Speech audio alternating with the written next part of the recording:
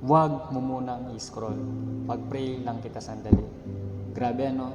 Alam ko, sinubukan mo ng lahat. Ginawa mo na ang lahat ng makakaya mo. Pero parang walang nangyayari. Kaya sa oras na ito, ayahan mong ipag-pray kita. Pero bago yan, basahin natin ang salita ng Diyos sa Joshua chapter 1 verse 9. Tandaan mo ang bilin ko. Magpakatatag ka at lakasan mo ang iyong loob. Huwag kang matatakot o mawawalan ng pag-asa, sapagkat akong si Yahweh na iyong Diyos ay kasama mo saan ka man magpunta. Lord, sa oras pong ito, in the name of Jesus, by the power of the Holy Spirit, nilalapit ko po, Panginoon, ang aking kapatid na nasa kabilang screen. Lord, marahil siya ay naguguluhan na, Panginoon, at tila sobrang pagod na sa kanyang mga alalahanin, sa kanyang buhay.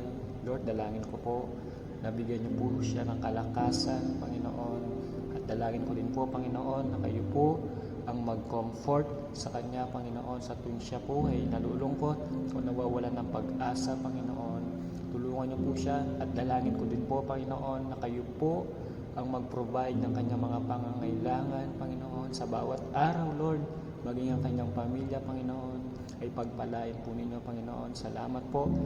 Dalangin ko din po, Panginoon, na sa anumang plano niya sa kanyang buhay, Panginoon. Dalangin ko po, O Diyos, na siya po ay managumpay. Salamat po, Panginoon. Ito po ang aking panalangin sa pangalan ng aming Panginoong Yesus. Amen and amen. So yun, kapatid, keep trusting. Huwag kang mag-focus sa problema mo. Mag-focus ka kay Lord. Amen?